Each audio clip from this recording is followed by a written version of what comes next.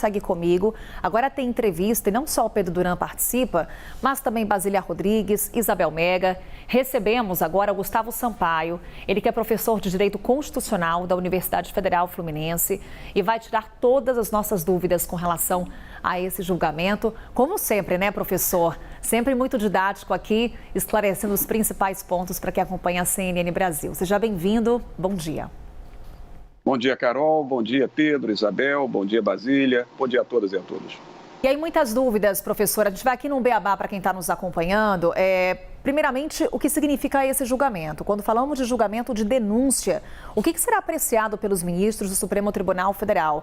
Apenas questões técnicas ou o mérito já é levado em consideração nesse momento? Lhe questiono isso por quê?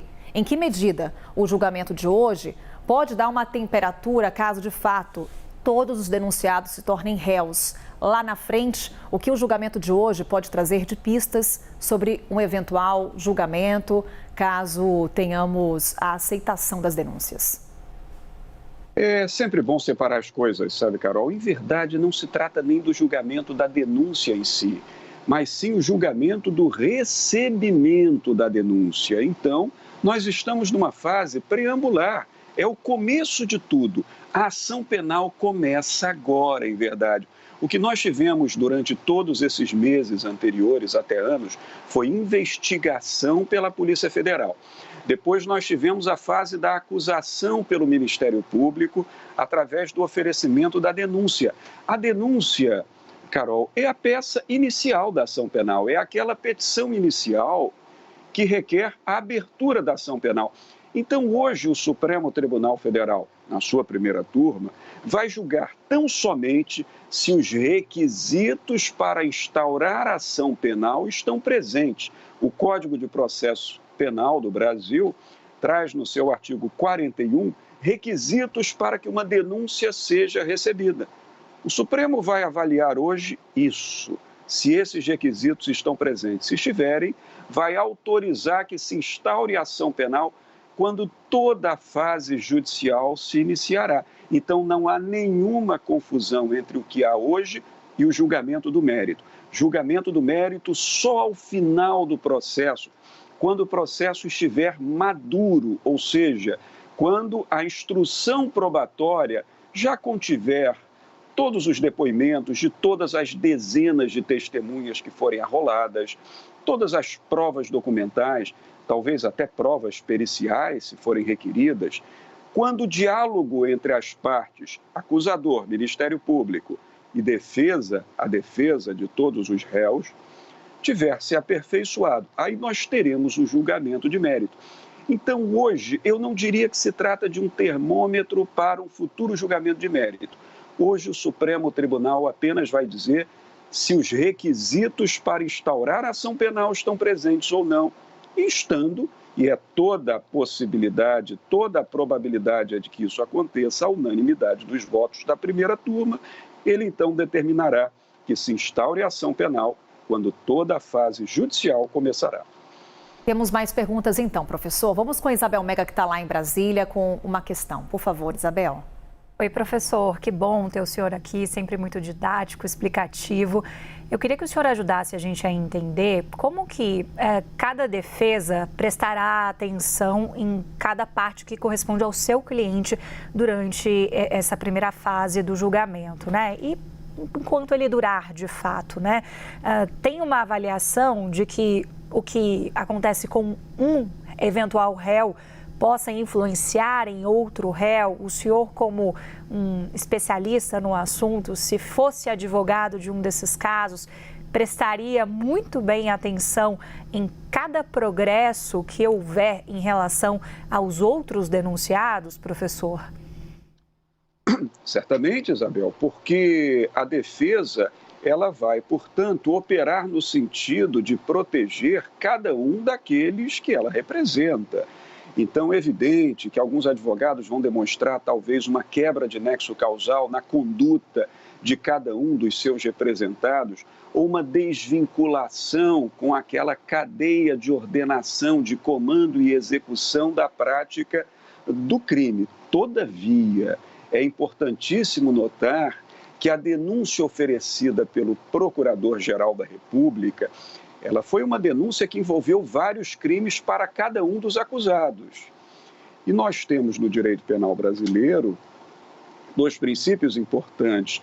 O princípio da responsabilidade penal individual, ou seja, cada um responde pelo que tiver feito ou pelo que tiver deixado de fazer, porque temos crimes comissivos e omissivos na legislação, e outro princípio importante que é o da individualização da pena.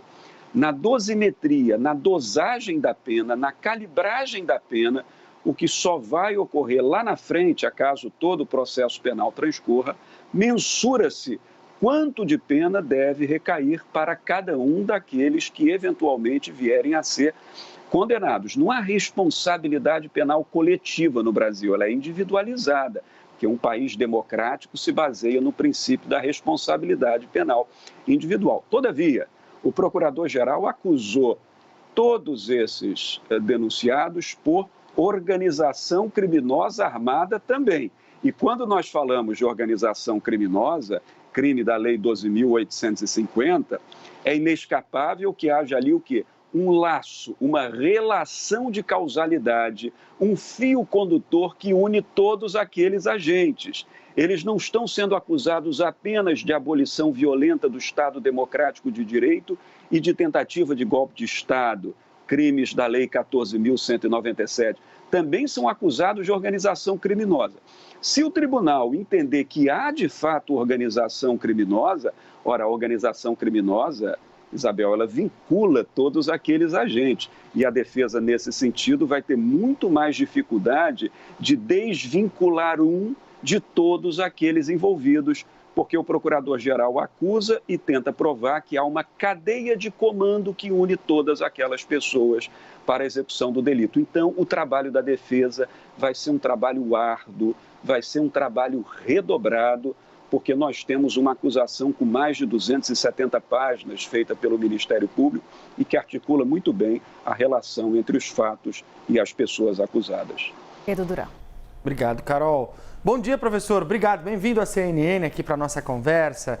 Eu queria pegar esse último gancho da tua fala sobre essa acusação robusta do Ministério Público e lhe perguntar, existe algum precedente no Supremo Tribunal Federal onde um inquérito robusto da Polícia Federal, com uma denúncia robusta do Ministério Público, levada pelas mãos do Procurador-Geral da República, não foi aceita pelos ministros do Supremo? Você se recorda de algo que possa remeter a um cenário desse?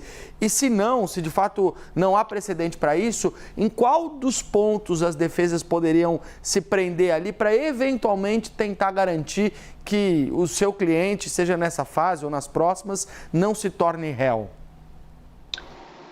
Na verdade, Pedro, é nesta fase que eles poderão se tornar réus, e eu devo dizer que de todo o exame que fiz e faço, acompanhando diariamente a vida e a obra do Supremo Tribunal Federal, recebimento de denúncia em ações penais originárias, vale aqui dizer, o que é ação penal originária? Aquela ação penal que não vem das instâncias inferiores, que não se inicia lá na primeira instância ou nos tribunais inferiores. São ações penais que já começam e terminam no próprio Supremo Tribunal Federal, como é o caso dessa. Nesse sentido, não há precedente de não recebimento de denúncia. O que aconteceu num passado até recente foi que o Supremo Tribunal tenha absolvido acusados e condenado também. Por exemplo, lá na ação penal 470, ficou famosíssima a chamada ação penal do Mensalão, julgada muitos anos atrás. Ali o Supremo Tribunal Federal condenou uma maioria dos acusados, mas também absolveu alguns deles. Houve inclusive um deputado federal que foi absolvido na ação penal do Mensalão.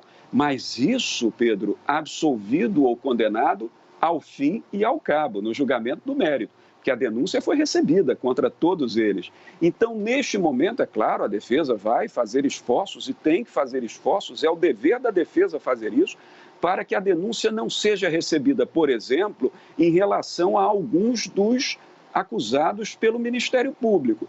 Mas vai ser um esforço com baixa probabilidade de êxito, porque nesse momento não há indúbio pro réu. Nesse momento, na dúvida, não se absolve réu, porque os réus não estão sendo julgados. Neste momento, o tribunal está apenas avaliando se os requisitos para que haja uma ação penal estão presentes ou não. E, nesse sentido, toda a tendência é a de que a primeira turma da Corte receba essa denúncia. Então, eu diria que o trabalho possivelmente exitoso da defesa se deverá dar, sobretudo, a partir de agora, durante a instrução probatória do processo, tentando provar que este ou aquele acusado não tem relação propriamente com o cometimento do crime. Porque no dia de hoje, no julgamento de hoje, avalia-se apenas se a denúncia pode ser recebida ou não, e a chance de que ela não seja recebida em relação a algum dos acusados é muito baixa, até porque o Procurador-Geral da República fez a mesma acusação contra todos eles, de abolição violenta do Estado de Direito, de tentativa de golpe de Estado, de organização criminosa armada, de dano qualificado ao patrimônio público da União e de deterioração do patrimônio histórico e cultural. Então, libelo, a acusação é idêntica para todos. Provavelmente, a acusação será recebida contra todos eles e teremos ação penal contra todos eles. Só para esclarecer, cara, quando eu falei das próximas fases, não me referia ao julgamento em si, mas a gente começa hoje com o núcleo 1, depois tem o núcleo 2, núcleo 3, então é um julgamento que está todo dividido.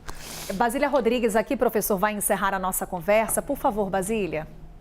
Oi, doutor, tudo bem? Obrigada mais uma vez pela entrevista. Ficar aqui na pergunta que todo mundo quer saber. O senhor acha que o ex-presidente Jair Bolsonaro vai ser preso e quando isso deve acontecer? Hoje o julgamento é sobre recebimento ou não da denúncia. Mas como há essa perspectiva de que ela seja mesmo aceita, quem é contra, quem é a favor, o ex-presidente, nessa vota igual? Acha mesmo que hoje o dia já é marcado por um resultado definido, né? Já está certo. Mas olhando para frente, quando vier o julgamento de mérito, o senhor acha que dá para esperar a prisão do ex-presidente Jair Bolsonaro neste ano de 2025? Basília, antes de te responder, se me permite, Pedro tem razão no que ele falou, porque há outros grupos de denunciados cujos juízos de recebimento de denúncia vão acontecer daqui a pouco, em outros momentos, em outros julgamentos pelo tribunal. Nesse aspecto, sim, Pedro, você tem toda a razão, não tenha dúvida. Quanto à possibilidade de prisão do ex-presidente Bolsonaro, Basília, isso é muito delicado. Eu avalio que, a priori, se houver prisão, terá sido como decorrência de uma condenação de mérito pelo Supremo Tribunal Federal. Por quê? Porque a prisão no direito brasileiro, ela é uma exceção, ela não é regra, ela é excepcional. E ela deve decorrer, acima de tudo, de condenações judiciais transitadas em julgado. Então, veja, prisão no curso do processo só se for naquelas hipóteses do artigo 312 do Código de Processo Penal, Basília, hipóteses às quais vocês se referem aqui com frequência, de prisão preventiva. Mas a prisão preventiva não é prisão pena, não é prisão castigo, não é a prisão para punir. É uma prisão cautelar, que acontece quando, eventualmente, aquele réu, ou até antes do processo penal, na fase de investigação, no caso do investigado, quando aquela pessoa apresenta risco à ordem pública se mantiver solta, quando aquela pessoa tenta coagir testemunhas para direcionar o seu depoimento, quando aquela pessoa ameaça com o poder que tem, com os recursos que tem, a instrução processual penal. Nesses casos, o tribunal pode decretar uma prisão preventiva.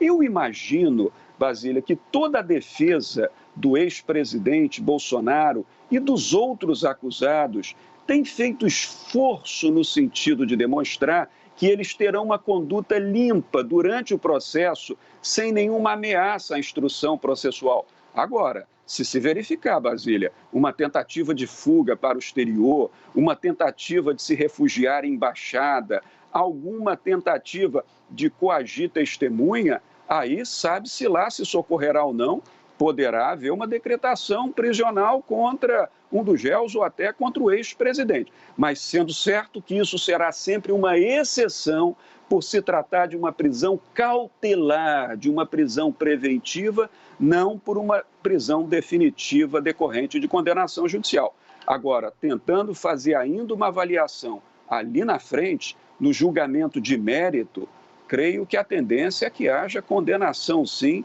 a penas altíssimas privativas de liberdade. E se isso acontecer, aí sim teremos prisão, mas prisão decorrente de condenação judicial, não propriamente de caráter preventivo. Gustavo Sampaio, professor de Direito Constitucional da Universidade Federal Fluminense. Mais uma vez, professor, muito obrigada. Já fazemos até que o convite para voltar amanhã conosco, porque o professor Gustavo Sampaio consegue traduzir o juridiquês para a gente como ninguém. Mais uma vez, muito obrigada, professor, e até amanhã, então. Eu que agradeço, Carol, é sempre motivo de muita satisfação conversar com vocês. Bom dia para todas, para todos e bom jornal.